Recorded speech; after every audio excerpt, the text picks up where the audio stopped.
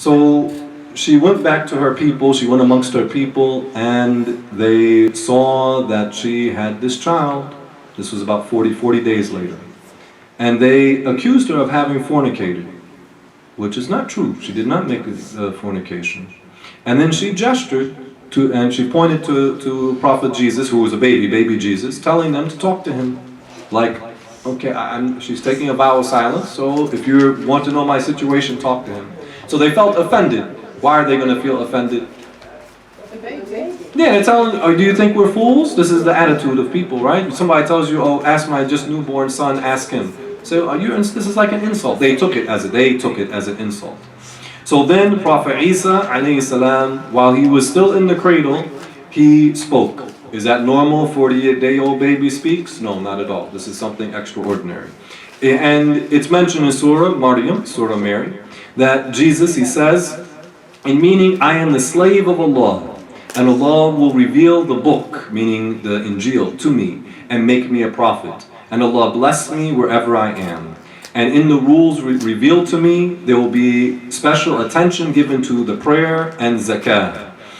And Allah has predestined that I will be kind to my mother and not a tyrant with a bad ending. And he said, peace be upon me the day that I was born, peace will be on me the day that I will die, and peace will be upon me the day that I am resurrected. So Jesus alayhi salam, Allah Ta'ala gave him the ability to speak in the cradle, which was something extraordinary. It's not a miracle, but it's something extraordinary. Okay? Because at that point he's not claiming to be a prophet alayhi salam. He's not claiming to be a prophet at that point. This is an extraordinary thing. Now after this event, Jesus started to speak when children, little babies, normally start to speak. So it's not the case that he spoke throughout his early infancy, but he spoke later in life as infants usually, at the time infants usually speak. Now when Jesus was young, he and Lady Mary, they went to Misr. Where's Misr? What is Misr? Egypt. They went to Egypt. And Jesus alayhi salam, he studied the Torah. What is the Torah? The Torah, the authentic Torah that was revealed, the holy book revealed to Prophet Musa, Prophet Moses alayhi salam. Let's mention something very important to you. You find that the opponents of Islam, when Muslims talk about the Sharia, you'll hear some of the opponents of Islam, they'll say, oh, this is this barbaric religion of the Muslims. This is what they say. This is what they say. But they themselves, they know that, well, they do know, they might not admit it readily, but they know. Jesus, did he not follow laws? Yeah.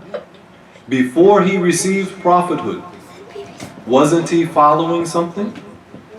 Yeah. Wasn't he following? What laws was he following before he received prophethood at the age of 30? The laws of Moses. And the laws of Moses, now they're saying from the Christian point of view, meaning what's in the Old Testament, that those laws in the Old Testament, are they stricter than the laws of Prophet Muhammad, the laws that we follow? Yes. They are stricter than the laws of Prophet Muhammad sallallahu alaihi wasallam. There are rules in the Old Testament where it says, kill the child who is disrespectful to the parents. That the laws of Prophet Moses, let's say the Old Testament. We're not saying these are the genuine laws that were revealed to Prophet Moses, but this is what is in the Old Testament. Doesn't the Old Testament say kill the homosexual? Yeah, it does. Doesn't it say kill the one who commits adultery or fornication? Yeah. Doesn't it say kill the one who engages in witchcraft? This is in the Old Testament. Okay? So, according to them, they're saying that the laws of Islam that we follow, the Sharia of Prophet Muhammad, is barbaric. But they say, they know, meaning the ones who know anything, they know that Jesus was following, according to them, was following the laws of the Old Testament. So what are they saying about Jesus at that point? Do you see where they run into a contradiction? They attack us for things that are in our law, in the sacred law. And it doesn't mean that we just implement all of the sacred law as common people. And not like what this so-called ISIS is doing. Is that clear, guys? Alright, so we're not talking about that, but the point is that they attack us on following, that we have in our rules, there is a rule in the religion, if a thief in the Islamic government, not so-called ISIS, that if he steals something of a certain value and it's in a secured location, then that thief is to have his hand cut off. This does not mean somebody stole a piece of bread because he was starving. This is how they try to make it look. They say, oh, those barbaric Muslims, if somebody is starving and he takes a piece of bread, they will cut his hand off. It's not like that. It's a thief, someone who goes out of his way to steal, and there's no necessity for him to take that person's property. Is this clear? And it doesn't mean for us here in this country to do it. We don't have the authority to do this. But they claim that we are barbaric because this exists in our religion. This is the same place where how many billions of dollars they spend to keep people locked up in cages? Billions. Do you see? So there's no reason, we don't need to feel like apologetic about our religion. Another point though, to make it more, to show you really how absurd it is. In the Christian doctrine, don't they say Jesus is God? Yes, they do. So, following their logic, if Jesus is God, then who sanctioned the laws of the Old Testament according to their logic? It would have been Jesus, although Jesus hadn't been born. Well, do you see? They're saying Jesus is God, then the laws of the Old Testament had to have been sanctioned by Jesus. So now they're saying that the one that they worship had sanctioned barbaric laws. Not only did he follow barbaric laws for most of his time on earth, but he was the one who authorized those barbaric laws. MashaAllah. When you know the religion, alhamdulillah, the basics of the religion, you don't have to be an apologist. You can stand up and defend the religion in a very polite way, but without having to feel like you need to change the religion to make other people happy. We don't do that. We speak the truth, mashallah, and you can be nice and polite about it without being apologetic. So Jesus alayhi salam, he followed the laws of Prophet Musa, and then when he was 30 years old, he received the revelation and he received a new set of laws. Okay, so now the laws of Prophet Jesus alayhi salam are the laws for the people to follow. And Jesus was where? He was in Palestine. Jesus alayhi salam was born in Palestine. And alayhi salam, Jesus alayhi salam was born in Palestine, and he returned to Palestine after being in Egypt. Even before they received the revelation, one of the attributes of the prophets is that they always have the correct belief in Allah subhanahu wa ta'ala. They never worship anyone or anything other than Allah. Now Jesus, after he received revelation, he performed miracles. And Islamically, how do we define the miracle? Islamically. How do we define the miracle Islamically? Yes?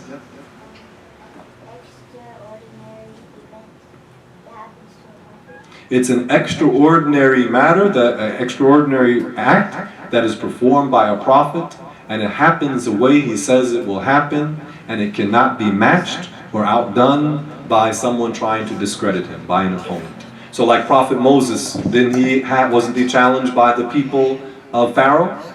And the sorcerers, they had ropes, they threw them on the ground, and they did some type of thing that made the people seem like the ropes were moving. Is that usual? No.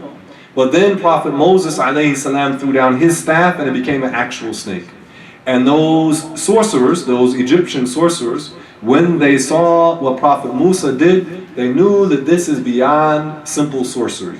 And those sorcerers, they bore witness that Prophet Moses alayhi salam is a genuine prophet. This is not sorcery. This is something incredible. So it was an extraordinary thing, and then these people who challenged Prophet Moses, he did something more incredible than what they did. Prophet Jesus alayhi salam, he lived amongst people, and what they took pride in was their ability to heal. This was something that the people of that region they took pride in. So many of Jesus' miracles were related to healing. He healed a person who was born blind, someone who had never seen before. He healed them. He healed a person who had leprosy. What's leprosy? It's a skin disease where the flesh rots. Okay, and usually a person will die from it in the old days. The old days, a person will die. Back in the olden days, he will die from it. Also, there was a person a ruler, he had died. And then by the will of Allah, you hear what I said? By the will of Allah, by the will of God, Allah gave Jesus a miracle and brought this dead person back to life. So this is what? Incredible. These are some of the miracles of Prophet Jesus. Like Prophet Muhammad sallallahu alaihi wasallam, he also had miracles. One time, more than once, the water sprang from between his fingers, and it was witnessed. On one occasion, more than 1,000 people they witnessed this. Also, the miracle when he would have the food, it would make the sound of glorifying Allah, saying Subhanallah. So the food in his hand would make tasbih. That one time, one of the companions, he was injured in the battlefield, and his eye came out of the socket, and it was hanging on his cheek, and the Prophet ﷺ put it and placed it back in the socket, and the man saw better out of the eye that had been injured than the other eye. These are some of the miracles of the Prophet, miracles of prophecy, foretelling things that will happen in the future. Like what is one of the miracles of prophecy for the Prophet Muhammad ﷺ? Give me one.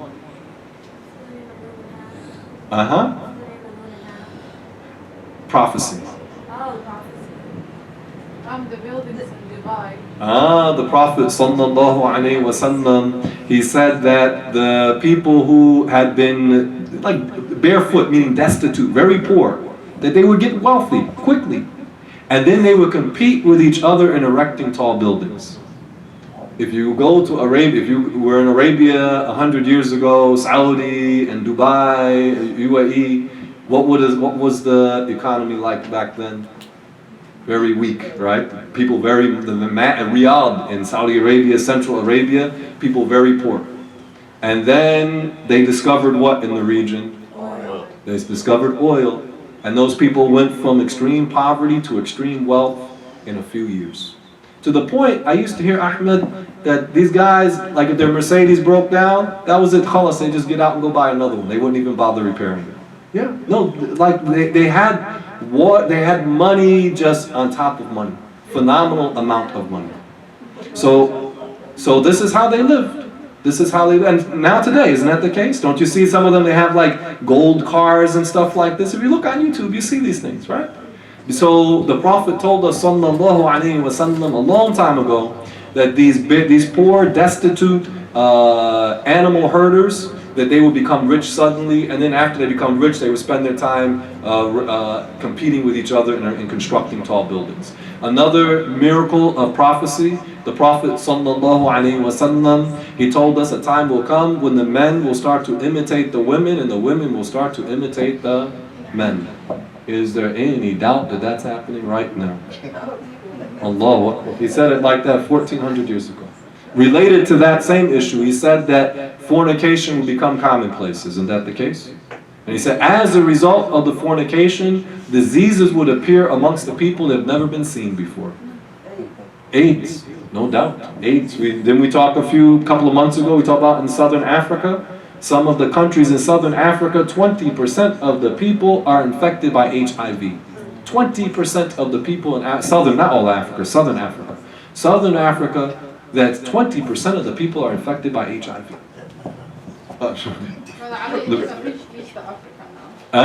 It's not almost that much even in Uganda and that area. Yeah, in other parts, yeah. But in Southern Africa, it is literally an epidemic. Yes, it's like the cold and the flu. Like how everybody get it, almost. Allahu Akbar. And as our brother here, he reminded us the same thing is happening in Atlanta right now. Allahu Akbar. So the Prophet sallallahu alaihi wasallam, he told us different prophets, he mentioned different prophecies. Some of them happened in the past, and some of them are happening right now. So all the prophets, they came with miracles, and Prophet Jesus alayhi salam, he was certainly no exception. On one occasion, Prophet Jesus, he took clay, and he formed the clay into the shape of bats. Bats, meaning, the little creature like a bird, okay, the little mammal. And then, by the will of Allah Ta'ala, they flew away. This is this is a miracle that Allah Ta'ala gave Prophet Jesus. Also the miracle of bounty, that on one occasion, the companions of Jesus and others, they asked Jesus that they did not have enough food to feed the people. So one of the companions asked Jesus alayhi salam to make dua to Allah, ask Allah for food to come down from the sky. So Prophet Jesus, he made supplication, he made dua to Allah, And then the malaika, the angels, brought down food on pieces of material, like on cloths, brought the food down from the skies, and this was witnessed by hundreds of people. And they ate from the food, and they ate from the food, and there was no sign of the food diminishing. This is a miracle of Prophet Jesus alayhi salam.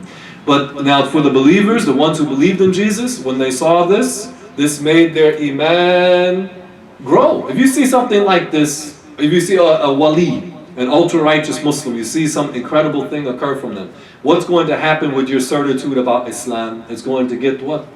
Stronger. Not that you had doubt before, but now it's going to make it what? Stronger. Okay, so Allah Ta'ala, for the believers in Jesus, when they saw these miracles, this made their certitude, yaqeen, it made it stronger that this is a prophet of Allah Ta'ala. Now for the disbelievers, when they saw that, they became more arrogant. They said, oh, this is sorcery. When you mention to the atheists and you tell them that the Prophet Muhammad performed miracles, some of those miracles were witnessed by dozens of people at one time, sometimes hundreds of people, sometimes more than 1,000 people. And it's meticulously recorded, it's been reported and transmitted. That atheist person, does he say, well, okay, you have the evidence, I accept. What will he say? He will say what? This is just either it's a fabrication, these people had a mass delusion, they just imagined this. Isn't this the habit of the atheist when you mention? Yeah. So their heart does not open and say, wow, I'm gonna go, what you're saying, I never heard this before, let me go investigate it. They say, no, it can't happen. And why do they say it can't happen? This is an important little side thing to mention because it's important to understand about the miracles. Why do they say it can't happen? They never experienced it. Yeah, this is something uncustomary. This is unfamiliar to them. So that which is unfamiliar to them, they say it can't happen. For Muslims, we don't have this attitude. Okay, we say it's uncustomary. A miracle does not contradict logic. A miracle contradicts the normal pattern of things. But for a Muslim, we know that Allah Ta'ala creates the normal things and the extraordinary things. We mentioned a few weeks ago about the acorn. If you told someone who doesn't know what an oak tree comes from, and you say that big tree outside, that huge oak tree, came from this acorn. Person, how could that be? You got this little thing, how could that little thing grow into a giant tree? But does anybody think that that's weird? We take it for what? Why? Why do we take it for granted? We're accustomed to it. Yeah. If somebody said this little worm creature becomes a butterfly, if they didn't know about this metamorphosis, they might say, how can that be that this thing that looks like a worm, it becomes this beautiful butterfly? Isn't that the case? Does anybody have a doubt about it? Why don't we doubt it? Because we know it's true. Because we see it all the time, meaning we're familiar with it. What's that? Yeah, the tadpole. The tadpole, that little squiggly little thing, looks like a worm with a head on it. It becomes a what? It becomes a frog. Okay? Do any of us think this is odd? Like, oh, I doubt that? We take it for granted. So we understand as Muslims, Allah Ta'ala who created that little tadpole and then makes the transformation of that tadpole into the frog, does it contradict logic? No. That the one who created that, He can create things that are even more incredible. All of this is easy for Allah Subhanahu wa Ta'ala. Is that clear, guys? So be careful, because these guys, they are stuck, they got confused about science, and we're not saying science is bad, don't get me wrong. But they got confused about science, and they only want to recognize the things that they are familiar with. Meaning, I'm oversimplifying what they're saying, but in essence, that's what they mean. Okay, let's mention a few more things about Prophet Jesus alayhi salam. That Jesus received, or let's say Jesus, he lived a very simple life. He wore a cloak of wool, and he would sleep. Sometimes he would sleep indoors, sometimes he would sleep outdoors. So he did not have a home. Now this is not like in this country, if you say someone's homeless, often you mean it kind of like as an insult. Okay? But Jesus, he did not have a home because of his detachment from these worldly things. You look, now you see these churches, and we've talked before, each Sunday they get how many, what? Millions and millions and millions of dollars. Then we talk about a church with like 5,000 people. Don't you have churches here with 5,000 people? And they expect each person to give, what, conservatively, what's? 25 to 50. 10% of their income. So if you say 10%, $50. If they make $500 a week, okay, that's not much money, meaning by American standards. But if everybody 50 times 5,000, what's that? $250,000 each week. So that's $1 million a month. For what? What does the preacher do? He gives a speech for about 45 minutes to maybe an hour or two, maybe 2 hours at the most, in the morning and maybe one in the evening, right?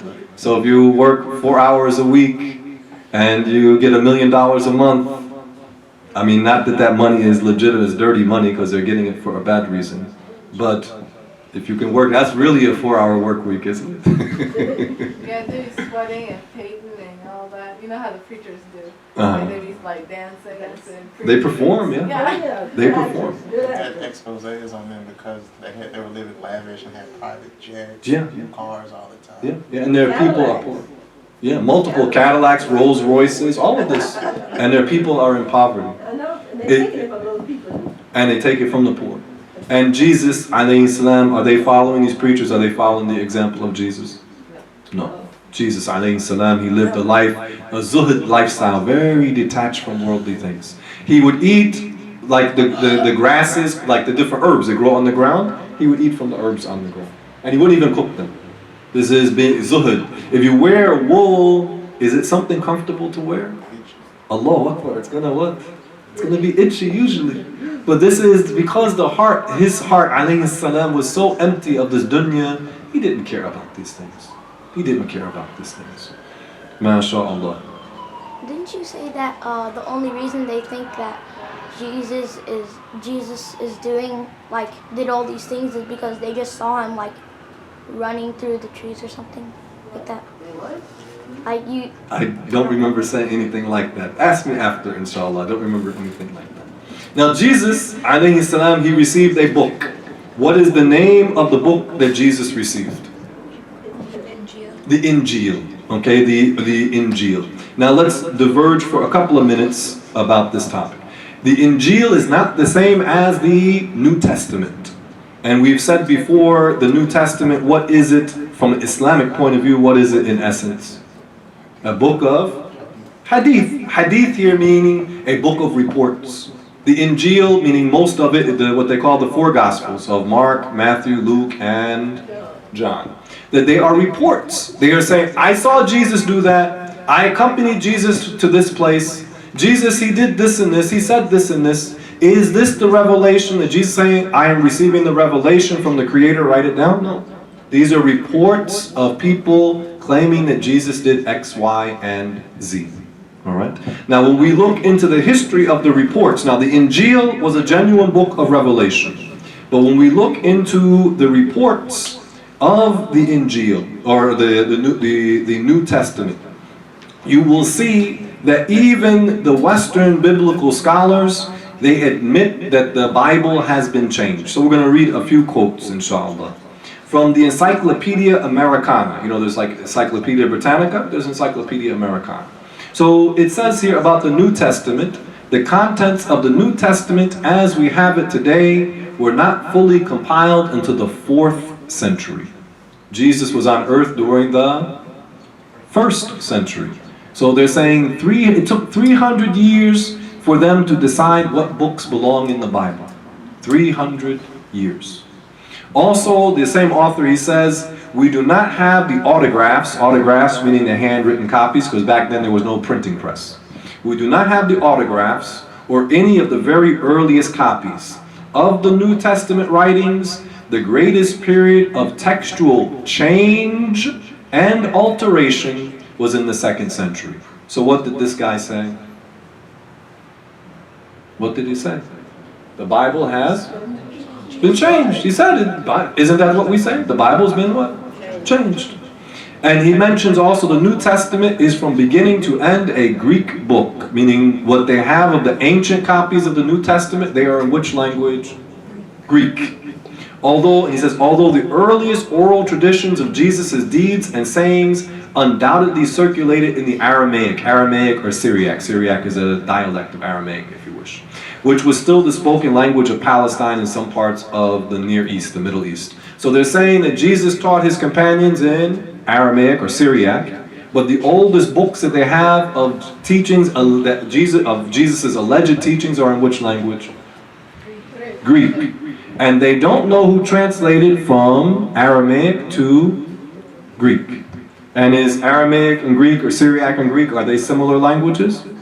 They are two completely different languages, not even in the same language family. Not like French and Spanish. If you know French, it's easy to learn what? Spanish. If you know Spanish, it's easy to learn Italian, right? If you know Arabic, it's easy to learn Hebrew, because they're similar in the same language families. Greek is in one language family, Aramaic or Syriac is in a completely different language family.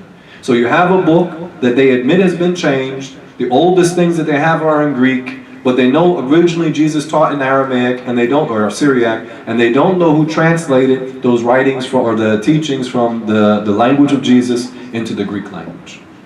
This is a big problem for those people. But mashallah, Allah sent another prophet to guide the people, because obviously what they have has been changed. Let's look at what from this Encyclopedia Britannica. It says about the book of Mark. And this is interesting, and you have to be careful because these guys are good with tricknology. Remember we used that word tricknology? What's tricknology mean, Ahmed? Yeah, you, Anta Ahmed. Like the science of? tricknology. Tricks and lies, okay? That's what they call tricknology. Okay. From the Encyclopedia Britannica, it says, though the author of Mark, this is one of their books, though the author of Mark is probably unknown, authority is traditionally from a supposed connection with the Apostle Peter. So he says here, what did he say, probably? What does it mean? What does the phrase probably unknown mean? It means unknown. I mean, what do I say? I probably don't know that person. Either you know him or you what? You don't know him. So they admit that the book of Mark, they're not sure who wrote it down. The book of Matthew, what does it say here? It says, it would appear, now there's a story here, I don't want to go into it because the time is running short. There's a character in the book of Mark, who is called Levi. Now in the book of Matthew, the guy who wrote Matthew, the Levi is supposed to be a companion of Jesus, or someone who followed Jesus. In the book of Matthew, the guy that was called in the book of Matthew, the guy was called Levi, they changed his name to Matthew. Do you follow that? To make it look like this guy was an actual follower of Jesus. Do you understand that? The guy who was Levi in one book, they changed the name to Matthew to make it look like the guy Matthew was a follower of Jesus. They changed the names. And of that, the Encyclopedia Britannica says, the writer of Matthew, he uses the phrase, probably anonymous. And in the book of Luke, what they say of the book of Luke, in short, the author of this gospel is unknown. And the book of John, from internal evidence, the gospel was written by a beloved disciple whose name is unknown. So it's very clear that the book itself, they don't have a reliable source for the book.